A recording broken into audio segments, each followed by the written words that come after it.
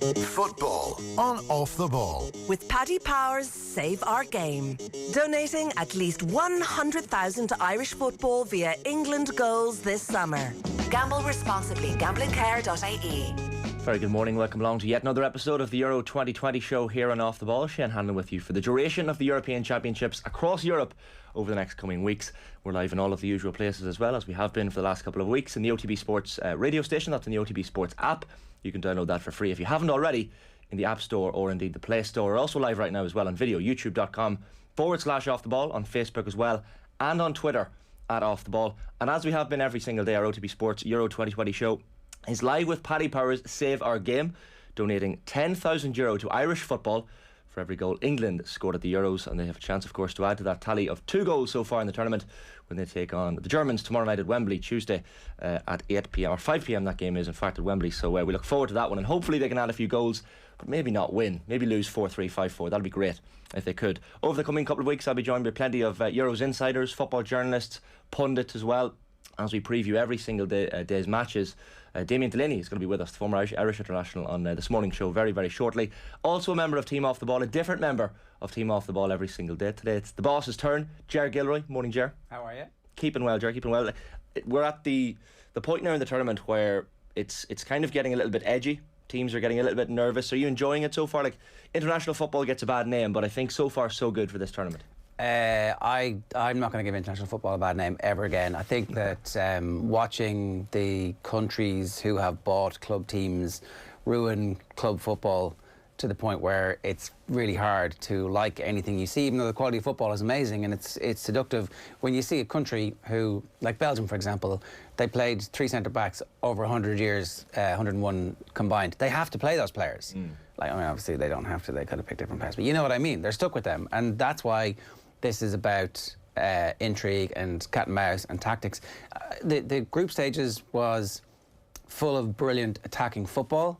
Yeah. I think that period of the tournament is over, and we're heading into a batten down the hatches, a bunch of 0-0, 1-1 draws, and I wouldn't be terribly surprised to see a lot more by way of 1-0 wins and extra time / penalties from this point forward.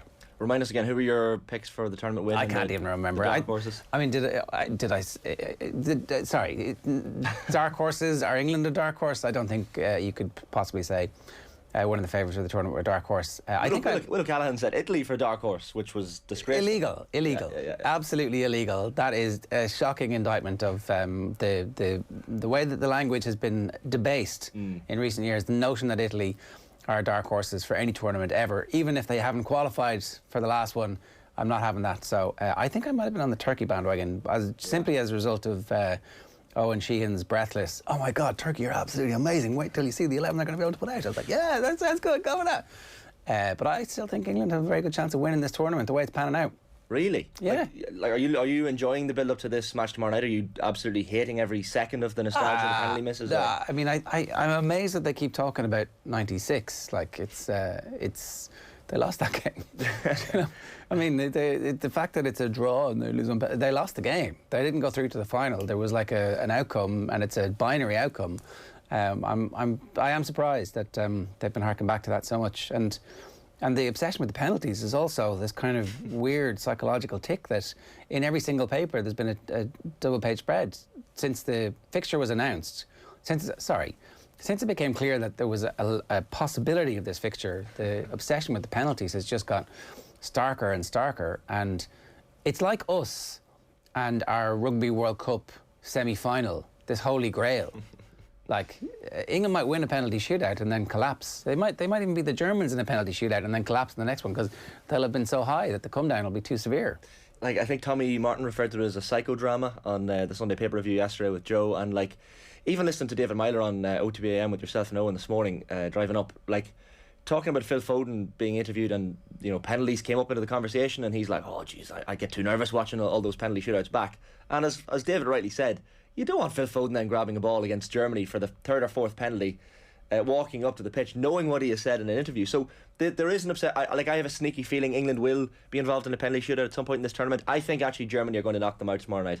Whether it's in the 90 minutes, extra time, penalties, I don't know. Then you don't think they're going to be involved in a penalty shootout? Yeah. I mean, But it'll be the Germans. The Germans could beat them on penalties. I jokingly said to Uli Hesse on this show the first week of the tournament, I said, sure, we'll get you back on the show when Germany knock England out on penalties. And at that point it wasn't clear if England would play Germany. But I just have a sneaky feeling tomorrow night. Like, Gareth Southgate doesn't know his best team. That's kind of been said and talked about enough. Harry Kane hasn't played too well so far. Maybe he's going to come good against Germany tomorrow night. But there are issues with that team that I think need to be addressed. Like, we spoke about before the tournament about Jordan Pickford being the weakness, the defence being the weakness, but they haven't conceded a goal. So there's not much you can do about the goals, right? No. Like about the goalkeeper, because there isn't a standout option where there is a better player that you're saying this guy is clearly a better player than Pickford. It's like it's a blanket of mediocrity over English goalkeepers at the moment. However, the whole notion that he doesn't know his best team, like if this was a foreign manager who had a bank of experience, who was like picking his team horses for courses, plotting his way through the tournament, say Didier Deschamps wins the World Cup in Qatar and then retires for a year and gets the England job. And if Didier Deschamps had been the manager of England throughout this tournament so far, we'd be like, wow, look at that. He's changed the fullbacks. He's got different styles of play. Look, they can turn it on and turn it off. Oh, he's managed Grealish perfectly. But because Gareth Southgate does not have that, and I actually don't think any English manager is ever going to be able to do that. I don't think any English manager is ever going to be able to come through the club system in England and not have too much partisan baggage when they get to the point of becoming the England manager. I think that he would have been lauded for what he's done, but instead, because the English media loves to eat their own, and we're able to cast stones from our glass houses here, then there's almost nothing he can do to get credit. He could win the tournament, and people was like, but he didn't pick Jude Bellingham enough. Yeah, like I thought after Russia, the World Cup a few years ago, that he would get a little bit more credit. That, okay, here's a guy who's taken England to a World Cup semi-final. Granted, they lost to a Croatian team that they probably should have beaten in the semi-final, but still, you're thinking, look, and the waistcoat, the sales of waistcoats went flying through the roof that summer as well for English fans, but he still doesn't have the credit. People kind of still have him as this PE teacher wearing the waistcoat that is probably a little bit unfair in Gareth Southgate. Like, he's done a lot for this team. The whole thing about not knowing the best team is like, well, maybe you just don't have one team. Maybe you've got multiple teams, and maybe you've got multiple teams within games, and that's what the best managers do these days. Like, Pep gets hammered for being in his own head, but all the other teams that he's playing against, they're all making changes. It's just that most people aren't overly familiar with the nuances of what the opposition are doing in European football, because we have saturation coverage of the Premier League here, and that's just the world that we live in. Like a lot of the games of the weekend then, Ger, Saturday we had Wales 0, Denmark 4 in Amsterdam. We had Italy 2, Austria 1 after extra time. That was at Wembley, of course. And then on Sunday, the Dutch going out, probably the shock of the tournament so far, although we'll get to Damien Delaney very shortly, and perhaps not a shock to Damien, but 2-0 the Czechs winning that game in Budapest, and then Belgium 1, Portugal 0.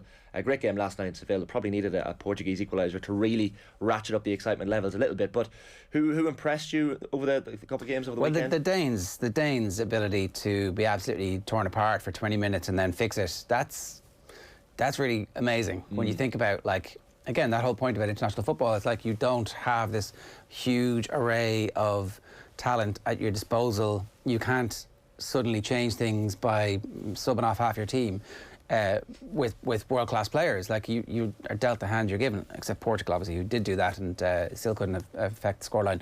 And so I'm really impressed by that, really impressed by the fact now that they have the emotion of everything that they've been through. They have the success of knowing that they can be really rattled in a match and come back from it, and so they're going to be very difficult to stop from this point forward.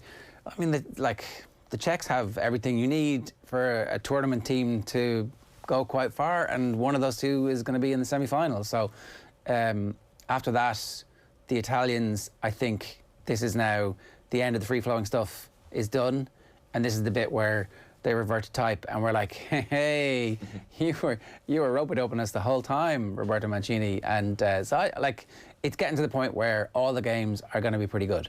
I can't wait to see that battle of the Robertos, Martinez and Mancini on Friday. It's Friday at 8 o'clock in Munich, that quarter-final. Going to be a cracker. But yeah, as you said, like Czech Republic against Denmark in the quarter-finals on Saturday, the fact that one of those is going to be in the semis, and Denmark riding the crest of a wave at the moment, that emotion that you spoke about, and like, I had the pleasure of speaking to Kim Vilfort, Denmark's Euro 92 hero, scored the goal against Germany in the final of Euro 92, the second goal, scored a penalty in the shootout against the Dutch in the semis. Like, that summer in Sweden for Denmark, there's just eerie similarities to this summer. Like, there was a lot of emotion, there was a lovely bit of heat. They were quite close to Denmark as well, the tournament being in Sweden, so they could kind of travel back and forth. And Denmark have had a couple of home games in Copenhagen this tournament. But I mean, if they can beat the Czechs, which they well should, and then they take on maybe an England or a Germany in a semi-final, Denmark could do a 92 here. Like, you know, in any of these matches, are they going to be massive underdogs at this point against any of the teams left? Like, all of a sudden, Belgium missing 2 of their key players, or if they're not missing, they're playing crocked. After that, what are you looking at? The French, who are super defensive and very cautious, unless maybe the French come out tomorrow and absolutely annihilate the Swiss, or is that game tonight? That is tonight, yeah. Sorry, they come out tonight and annihilate the Swiss. I don't see that happening either. I kind of feel like they're going to be that cautious team. Like, bear in mind, Ireland were 1-0 up against the French in this tournament at this stage. Yeah, the French were at home, yeah. Do you know, so would Denmark really fear that French team? Or would they be excited about the prospect of one of our teammates died on the pitch and then came back to life? Like, that's what happened in this tournament. This is just a football match. That's just Kylian Mbappe. Let's see what happens when we kick him. Yeah, that's one way to look at it. It's going to be a cracker. Like, the next couple of days are going to be excellent, and then we have a couple of days off as well before the quarterfinals. But I want to bring you, before we get to Damien Delaney, my rolling all-stars Ger team of the tournament. So this was my team on Friday. So Pickford in goals. Pickford, which Eamon Dunphy wasn't. What are you doing? Whatsoever. But what are you doing with Pickford in goals? To be fair, I had Hugo Lloris in goals before the tournament. I just thought this guy's going to be the winning captain of the winning team at the Euros this year. Well, so that doesn't matter. You kind of, but you've seen it now. You've just said that the goalkeeper's a problem, and you've put him in your All-Star team. This is Friday's team, so bear in mind he's no longer in the team. But this is the team for the benefit of the podcast listeners. Pickford of England in goals. I stood by him because there was no other. They hadn't conceded a goal. Thibaut Courtois. Thibaut Courtois is my new keeper. You'll find out in just a second. Right. But the back four: Dumfries for the Netherlands, Lindelof for Sweden, David Alaba for Austria, which Nathan wasn't having, and Robin Gosens for Germany. The midfield then was Joshua Kimmich for Germany. In the middle, Paul Pogba for France, and the Dutch's Gini Wijnaldum. Emil Forsberg for Sweden, who's got a few goals on the left. And then up front, I had Lukaku for Belgium and Ronaldo for Portugal. I have, though, made some changes to this team. So as mentioned, out comes Pickford, and in comes Thibaut Courtois, rightly said. Very solid whenever called upon last night. He made a good save from Andre Silva very late on in that match. David Alaba's out, of course. Austria also out, and Thomas Vermaelen comes in, 35 years of age, I think Vermaelen is. You mentioned like how old that Belgian backline is. Alderweireld and Vertonghen beside him, all well into their 30s. Very, very calm and composed, I thought, Vermaelen yesterday, so he's in for Alaba. And I've taken Lukaku out, which some people might be surprised with, and put in Schick for the Czech Republic, who's been excellent. Forced that red card from Thijs de Ligt that basically got them through. I left in Wijnaldum, who has been now knocked out of the tournament. I left in Ronaldo, who's been knocked out of the tournament, but Ronaldo still leads the charge for the Golden Boot. Kasper Dahlberg for the Danish, probably a bit unlucky. Excellent against Wales, scored a couple of goals. And Renato Sanchez for Portugal. I know Phil Egan, our own Phil Egan, is a big fan of Renato Sanchez, but look, the Portuguese are out now, so I just left Ronaldo in for I guess for my own little You're reasons. taking him out though, right after. He will be out at some point. Do you know, it's the recency bias 11, as Adrian Barry called it, but it's not a bad 11, Jerry. I think you'll agree. It's decent. Yeah. I mean, I think you lost all credibility by putting Jordan Pickford in the team at any point in this, considering your own views on him, but okay. That is true. I have been quite hypocritical with this team across the tournament and got a lot of abuse for it on YouTube, which is what we're here for. But time to welcome to the Euro 2020 show this morning now, the former Irish international and Crystal Palace defender, Damien Delaney. Morning, Damien.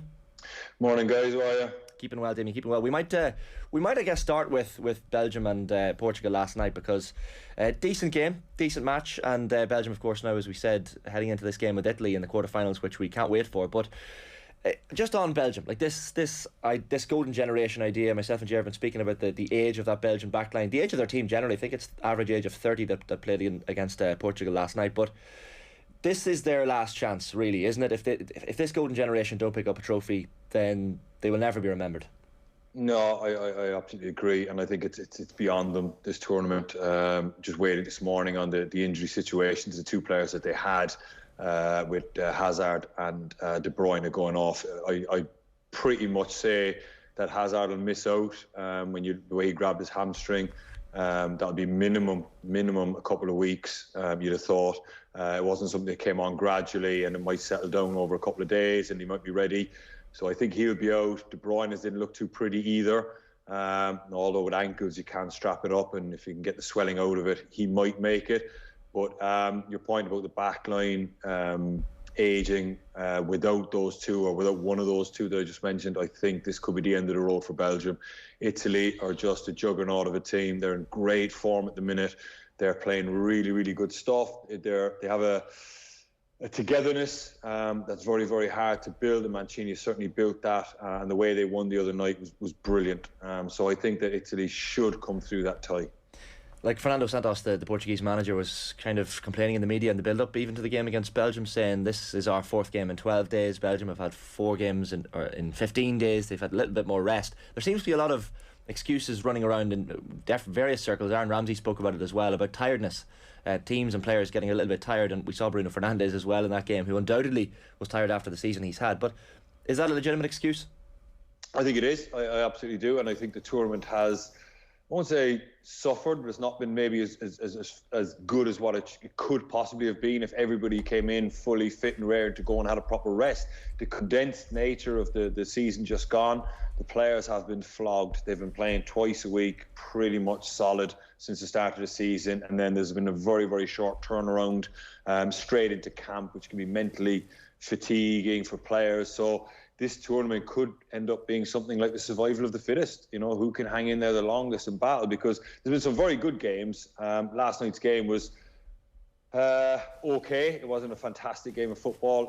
Portugal obviously made that very, very difficult, but Belgium tried their hardest, but it wasn't, free-flowing. The top players on display last night didn't look amazingly fresh to make it a fantastic game. So I think it is an excuse. I agree Wales had a difficult one, unfortunately, with the travelling they had to do to Baku and Rome, and not having any fans being allowed, and then the game in Amsterdam and fans not being allowed in, and then the Danish fans were allowed in. So I do think that's a legitimate concern or complaint, I suppose, really, as well. So, look, it's difficult for them, but it is what it is at this stage. Portugal is an interesting one as well. Like, I think Roy Keane called João Felix an imposter on television last night, and Diogo Jota missed a lot of chances in various games for Portugal at this tournament. Bruno Fernandes looked a little bit leggy when he came on at different points in different games. Like, this Portuguese team, is that the last we'll see of this great team? We know, of course, Ronaldo might be his last tournament for all we know, but still a great team and a lot of good players coming through. But even Bernardo Silva, he was brutal yesterday. And he's had a couple of dodgy games in this tournament, so it's just been disappointing for them. Yeah, I do, but I think what they need is a change of manager. He is a very, very defensively minded coach. He's very much clean sheets, nick a 1-0 or just stay in games. That's his mentality. And he's, unfortunately, for the country, he's been handed the keys to a Ferrari, and he's used to driving around in something a little bit more conservative, and unfortunately probably doesn't know how to handle that group of players. It's not in his nature to be able to get the best out of them. I think that Portuguese team, Ronaldo is almost certainly going to hang around to the World Cup in 2022. João Felix is a wonderful player. I wouldn't agree that he's an imposter. He probably just had an enormous amount of hype with the transfer fee at a very young age, which can hinder his development a little bit because it might weigh on his mind. But he's an excellent footballer, and he's just won the league in Spain as well. So that's a touch harsh, that criticism of him. But I think next year, if I was looking at Portugal, I would get in a world-class manager that can handle that group of players and get the most out of them. Because, as you said, all those stars, if not any of them, got anywhere near their capabilities of what we see with their clubs. Yeah, it's an interesting one. And Portugal had so much expected of them, but I guess when you look at their group stage, like beating a Hungarian team that turned out a decent Hungarian team, to be honest. But I don't know what you thought of Portugal, Jared, that much. I think that because the World Cup is so close, like we're 18 months away from it, qualifying has already started. I don't think we're going to see the end of Ronaldo, and I do wonder how easy it is to fit all of that talent around Ronaldo, who is such a big character. Like, you think it's automatically a massive positive, but maybe some of those players feel like they're in the shade somewhat. I mean, if Bruno Fernandes had been taking the penalties, would he have played better and got a bit of confidence? I don't know. I mean, obviously, we're talking about one of the best footballers in history coming to the end of his career, and you're not taking him out of the team. But maybe some of those players just need to mature a little bit and to understand exactly how to play with him. Yeah, I take that point, and he does cast a large shadow, Cristiano. But having said that, he's the goal-scoring machine. You know, you have to have him in your team, and especially when you play him as a number 9 and almost just keep him out of the way. It's not like he's a central player and he has to be involved in everything. There's lots of space for all those number 10s, you know, Bruno Fernandes, Silva, João Felix to fit in. Because Ronaldo just wants to score goals. You could almost say, just stay up the top of the pitch and let us get on with it. I certainly think that manager probably puts an awful lot of defensive responsibilities on a lot of those attacking players. Yeah. That when they don't have possession, you know, they have to be in certain positions to stop forward passes, to stop passes breaking the line.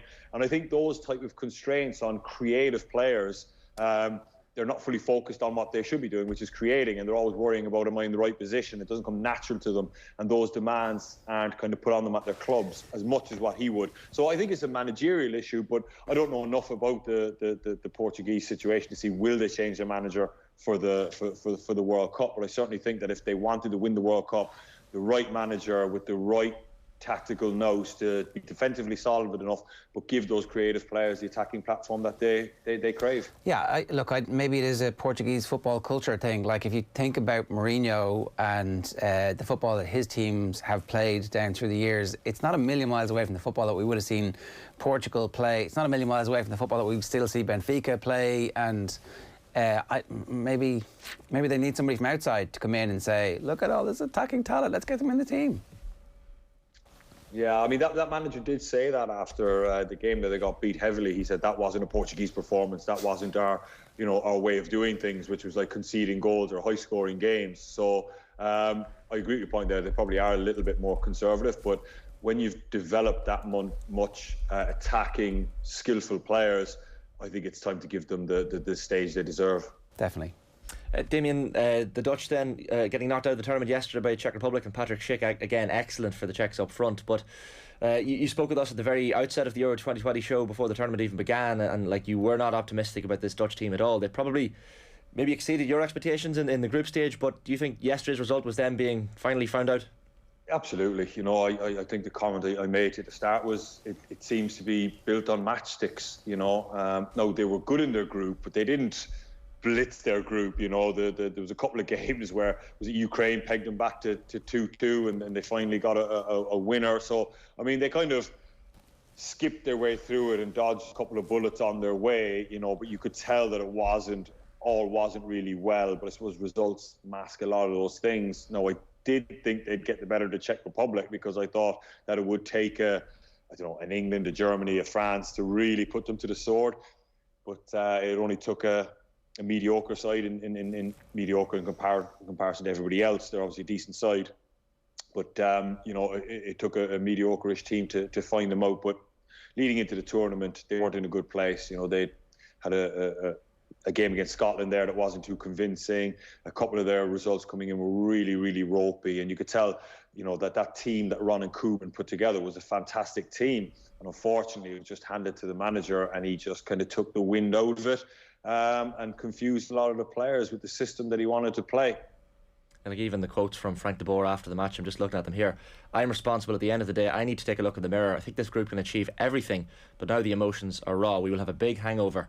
I will take this bitter pill tonight, and afterwards we will see what happens. Like, does this have to be laid square at the door of Frank de Boer? Do some of the players need to take responsibility? Or, like, I guess he's without Virgil van Dijk as well, one of the best, probably the best defender in the world. So maybe does Frank de Boer need a little bit of leeway in that sense? No, none at all.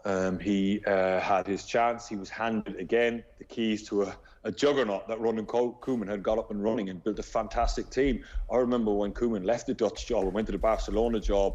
I remember saying on one of the shows here that, like, I'm not sure about that. Barcelona are in decline. There's huge problems there. I get he's played for Barcelona, and I get Barcelona a huge draw, but he kind of took Dutch football and put it where it should be. They were gathering momentum. You know, the Nations League, they were fantastic in. He really, really had that team going.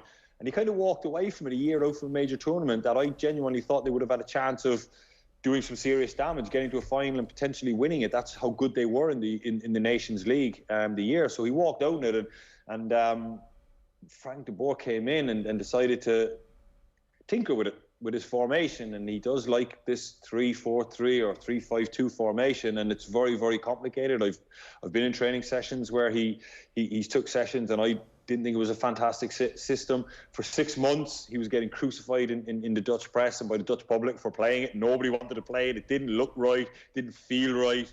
But he stuck with it, and man, that's probably one thing is he does stick to his principles, because everywhere he's gone, he's played it, and it's never worked for him because he's been fired from Inter, Palace, at Atlanta. I think he got fired possibly from, but I know that he wasn't amazingly well thought of in Atlanta and his style of football. You know, Atlanta in the MLS are the best supported team. They play with that NFL stadium, and they average 85,000 a home game in that Mercedes-Benz arena. It's an incredible. I think by the time he left, crowds had dropped right off, because it is this, you know, Dutch football. I mean, Americans are new to football. The last thing they need is, you know, Johan Cruyff-based possession football that goes nowhere. Americans are all about excitement, fast attacking. So I think that stadium emptied fairly quickly, and that's kind of why he was moved on. I'm open to correction on that. I'm sure there are Atlanta fans out there who will tell me there's an awful lot more to it, but the little bit that I read, that seems to be what happened. And then he went into the Dutch team, as I said, that was a juggernaut, and he took the wind out of their sails by playing a similar brand of football. And look, he's paid the price for it. There's no way he's going to keep his job. I can see, really, to be honest with you, because feelings weren't great going into the tournament. They kind of skipped their way through the group, and then they got caught by a Czech Republic team that really shouldn't have been beating Holland. That's what I was going to ask. Similar to Portugal, this Dutch group of players with Van Dijk back is actually decent at international level. You know, Memphis can be effective. They have enough strength in depth. They have enough players with Champions League experience. So you could see with the right manager that, particularly in this side of the draw, that it was all set up. And I think Ronald Koeman must have been looking at that going, what was I thinking? Yeah, but I mean, unless you got to speak to Ronald Koeman, I mean, he obviously has a fierce affinity with Barcelona, and I suppose if you've played for the club and you know what the club is about, you know, your optimism will always kind of creep in and say, no, I can fix it, I don't need any money. You know, the money side is other people's problems. I have Messi. But I suppose when you get in and you see the extent of the issues that Barcelona had, and I'm pretty sure he still thinks he can turn it around, and maybe he doesn't have any regret, really. You know, but when, you know, you always think that Xavi is primed for that Barcelona job. He's going to get it at some point. Yeah. And he didn't want it for a couple of years, because I think he knew what was going on behind the scenes. And when he takes it, he wants it to be a level playing field. So you'd question why Koeman walked out with such a good job, because he'd done all the legwork, he'd done all the tough stuff to get Holland to where they were, or the Dutch to where they were, and then left for Barcelona. And unfortunately, I think they got the wrong choice in Frank de Boer, because the way the draw panned out, I mean, they should have at least been in the semi-finals, if not the final. Is de Boer finished now, do you think? Or would anybody give him a job after this? I don't know. I kind of thought 3 strikes and you're out, really, with the jobs that he'd had, but he seems to have got a 4th one. Now, look, he did have a tremendous amount of success at Ajax when he played there. I think he won the Dutch League 4 or 5 years in a row, which got him the Inter Milan job.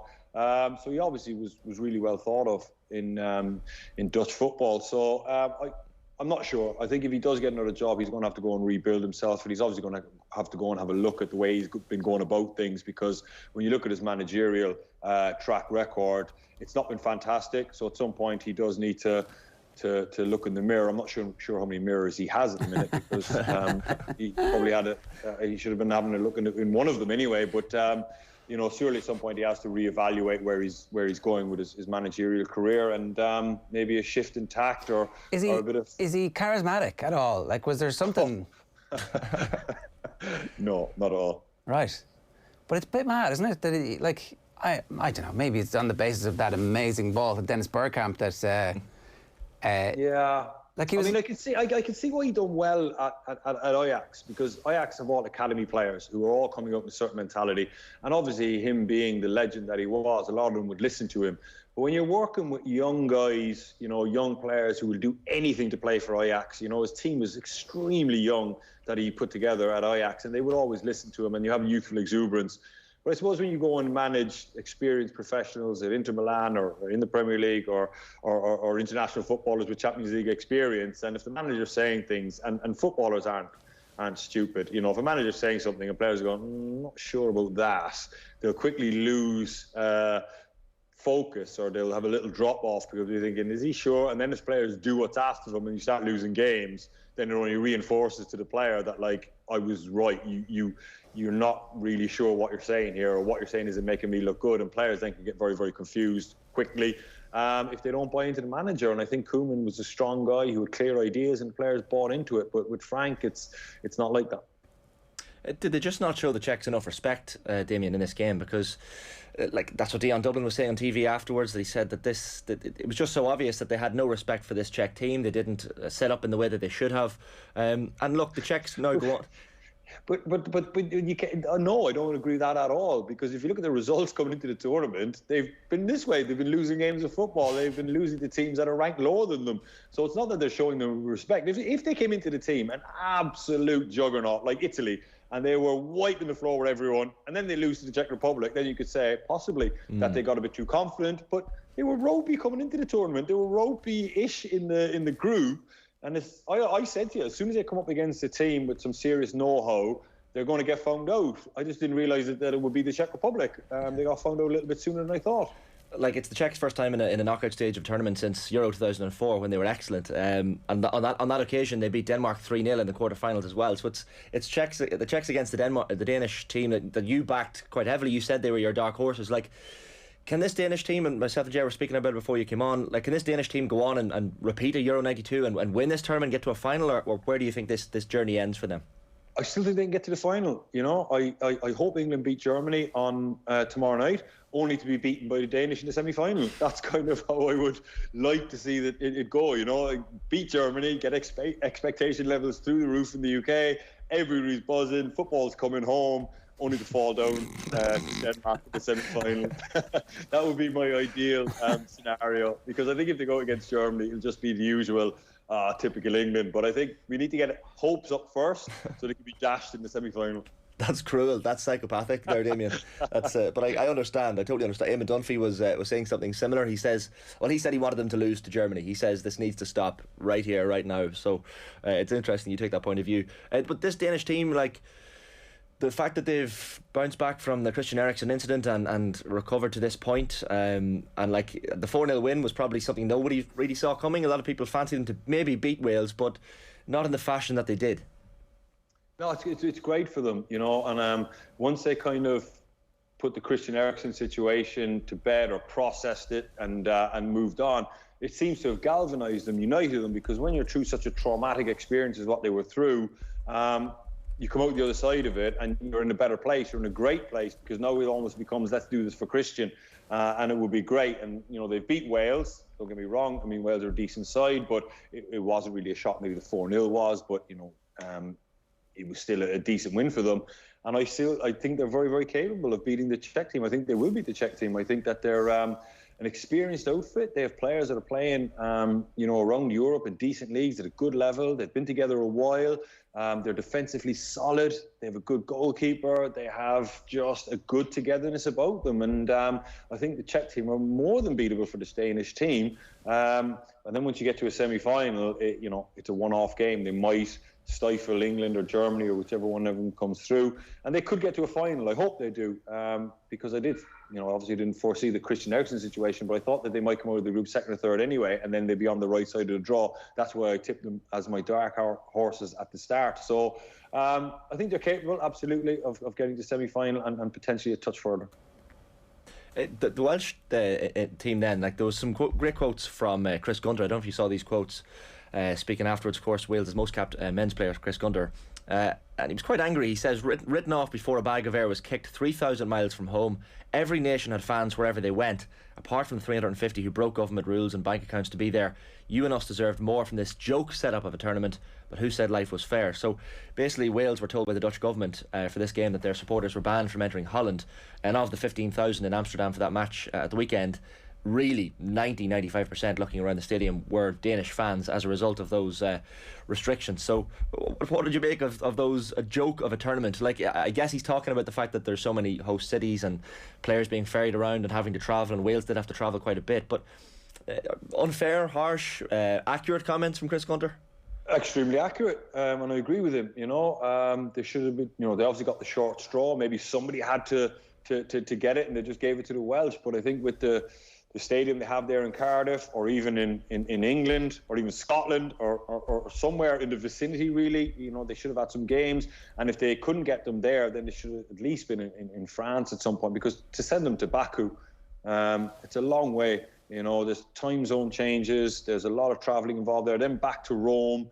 You know, the fans obviously can't get there with the travel restrictions. It'd be nigh on impossible for them. And then they do get a game finally on continental Europe, and it's the Dutch government stopped them coming in, but the Danish fans were allowed travel, which I think is extremely unfair. Someone should have looked at that. You know, if we're going to go ahead with this tournament throughout Europe, then you can't ban fans from going into countries. You know, I mean, and if you do, then you got to, I'd say, ban the other fans coming in, but like do your best to try and keep it as neutral as possible, because it wasn't a home game, but for the Danish, but it ended up being one. So I agree with them. You know, I mean, it's not the be all and end all, but certainly made it a touch more difficult for them. Yeah, I don't know if it's the full reason that they got beaten 4-0. I always find it very difficult to have too much sympathy with the Welsh. You know, the world's tiniest violin playing here for the Welsh team, who've just made it out of the group stages into the last 16. They get annihilated 4-0, and all of a sudden it's a joke tournament after that. I'm like, what have the Welsh ever done to you? Oh, Jesus, what have they not done to us? It's a running theme. Ger hates the Welsh. He hates Wales and everything they stand for. The Welsh are the nicest people you could come across. Oh, man, I don't. Their rugby fans aren't so nice. Have you? Man, I don't know about they're great. I have to play with loads of Welsh footballers in my career. They're the funniest, kind of happy-go-lucky people you could come across. They've always been great crack. So, look, it's not the be-all and end-all. It's not the main reason they got beat, of course, but it certainly made their life a little bit more difficult, and more difficult than other people had to have it. But as I said, maybe there had to be a short straw, and they got it. I do like the Pan-European tournament. I haven't been on this show yet, but I think that, like, so the next tournament is obviously going to be in one country, and it'll be great. It's, you know, the Germans always organise everything amazingly. It will be sensational, and it's such a great football culture, such a evolved fan culture as well, that would be sensational. The World Cup there was brilliant. But this as a template for stuff into the future, when fans are allowed in stadiums, like England, Germany in Dublin would have been absolutely amazing. Yeah, I'm not a fan of it, to be honest. Yeah, I prefer just one country, get everybody there, create an atmosphere. People can take 2 weeks holidays building up to it. This kind of idea, you know, of crisscrossing Europe is difficult. I think obviously it's a money-making thing. I think certain teams have certain advantages, home and away, and certain fans can get there easier. So I don't. I think just get everyone in one place. Now, I know a lot of people don't agree with the World Cup going to Qatar, but it's going there now. But I think that the setup that they have, reading about it there recently, of, you know, all the stadiums are in a couple of miles of each other, you're literally going to have everybody in one tiny little football park, and I think the atmosphere is going to be absolutely brilliant. Well, I hope it is anyway. But I think, you know, the setup that they have there is brilliant. Get everyone in a nice kind of concentrated area. The atmosphere will be brilliant. The games are in a neutral venue. Tickets will be shared equally between fans. So I prefer the old setup, if I'm being honest. You were never going to diss the Welsh, to be fair. Your Danny Gavin was on the show last week, Damien. He spoke very friendly of you. There you go, Gabs, yeah, there you go. To be fair. We might move on. Before we touch on today's games then, Damien, the two matches we have, Italy, Austria after extra time. We probably didn't expect it to go the 120 minutes, but one thing you spoke about was the team mentality, this group spirit that Roberto Mancini has instilled in his squad. And when you see it was Federico Chiesa and Matteo Pessina coming off the bench to score the goals for them, yeah. I mean, squad depth clearly is something that teams need in order to win this tournament, and it appears Italy have it. Yeah, and not just squad depth, but motivated substitutes, because sometimes if you're away at a major tournament, you're not getting game time. It can be easy to kind of not feel sorry for yourself, but have a drop in concentration. But if the manager has made it about, you know, the team and the country, and the subs are continuously ready, and they're worked hard enough in training to be kept sharp, to be kept motivated, always been kind of given kind of the carrot of, no, you're going to play, and that keeps players interested. You know, if a team is just picked and it's picked and the manager doesn't make too many substitutions, then the guys at the bench are sitting there like, what's the point in going out and warming up? I'm probably not going to come on today. And then all of a sudden they do get on, they're not quite ready. So the fact that the subs came on just shows the handle that the manager has on the squad.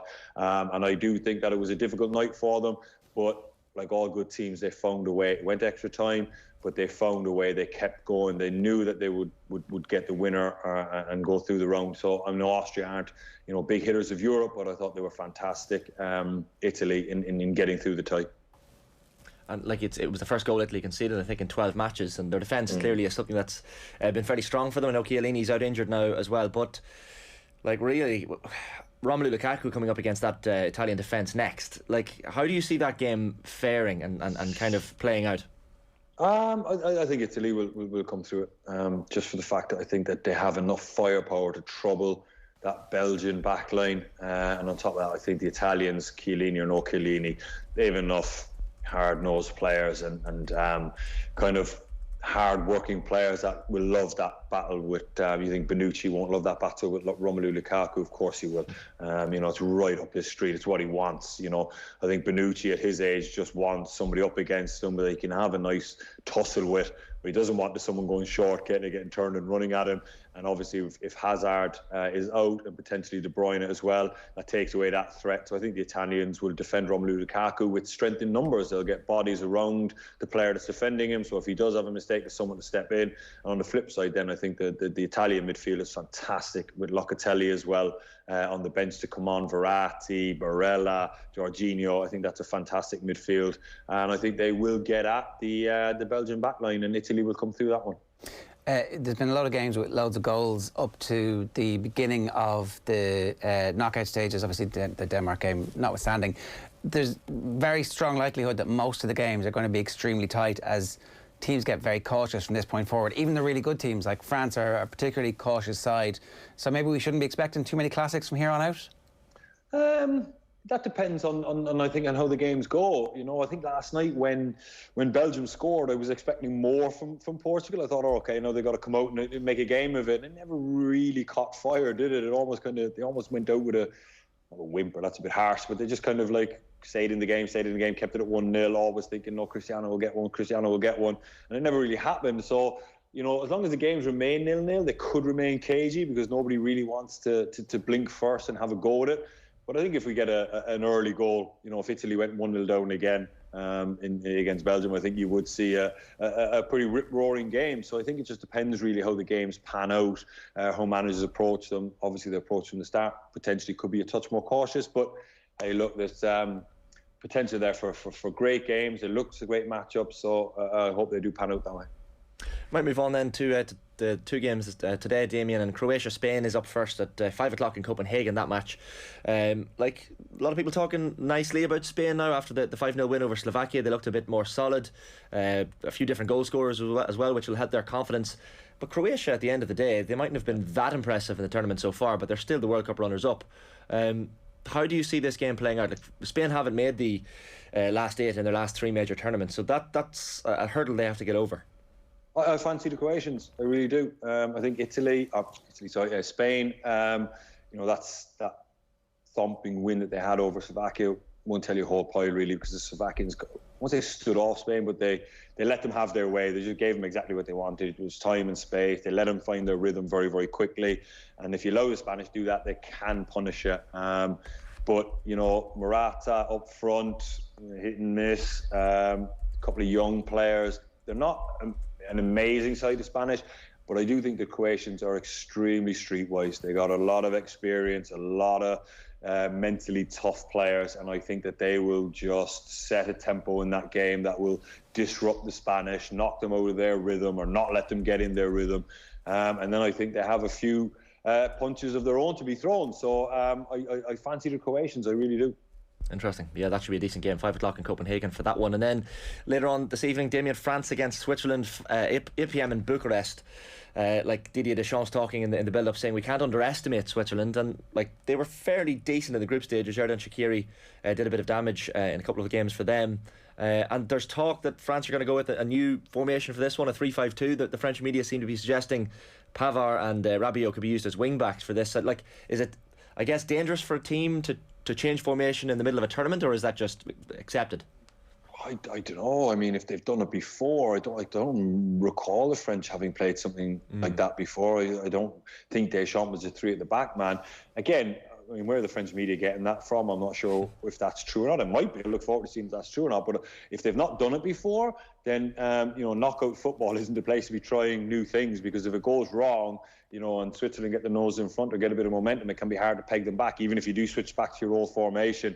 I'd be surprised if he went with something that he's not done before. I'd have to look back through all the French games and see if it's something they've worked on. But if it's kind of a case of, especially with the short window of a turnaround, you might, because obviously the day after a game is a recovery, then you might have a training session, and then you have a match day minus 24 kind of situation where you're preparing for it. So you might only have one actual training session, and I'd be surprised if managers went into a game of this magnitude, something untested and untried, because, you know, on training grounds, when you're walking through things, everything looks great. You can paint pictures and then ask questions and have the answers ready for them.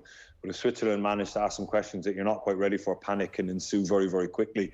So I'd be surprised. I'll be interested to see about that now tonight when I watch the game. But I think the French should have too much. It'd be great if the Croatians went through, the Swiss went through, the Czechs went through, the Danish went through.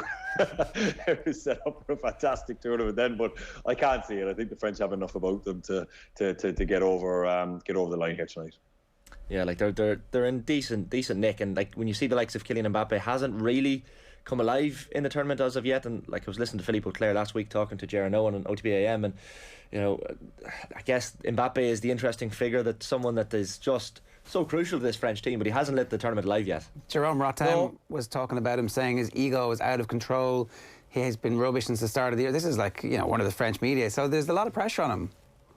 Yeah, look, I think the French haven't caught fire just yet, as you said, and neither has Mbappe. I think they're in control of what they're doing, though. You know, you look at like the Dutch or the Spanish, and you're kind of going, are they really in control of what's going on, or are they kind of winging it? And you kind of think they're kind of on the side of more winging it. Whereas you look at the French and you go, they look like they know what they're doing. You know, every player looks really well coached, really well drilled. They haven't kind of opened up the turbo boosters just yet. And they just seem to be picking their way through this tournament, but they look really, really solid. They look really, really in control. All the players look really focused.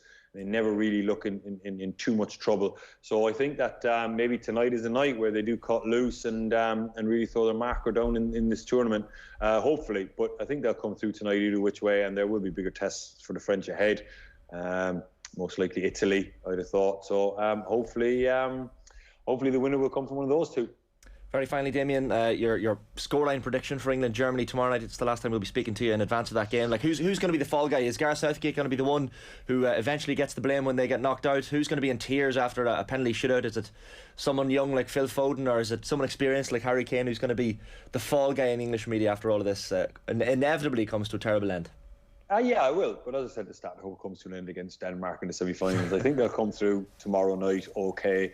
I hope they do anyway. A nice 2-1 victory where England play reasonably well. Again, with the Germans, I kind of put them in the same kind of category as kind of, I mean, not the Dutch or the Spanish, but there's something not quite right about them. But England-Germany is a derby, a serious derby, obviously. So anything can happen in games like that. But I think the English will come through it. And as I said, hopefully in the semi-final, that'll be the end of the road for them.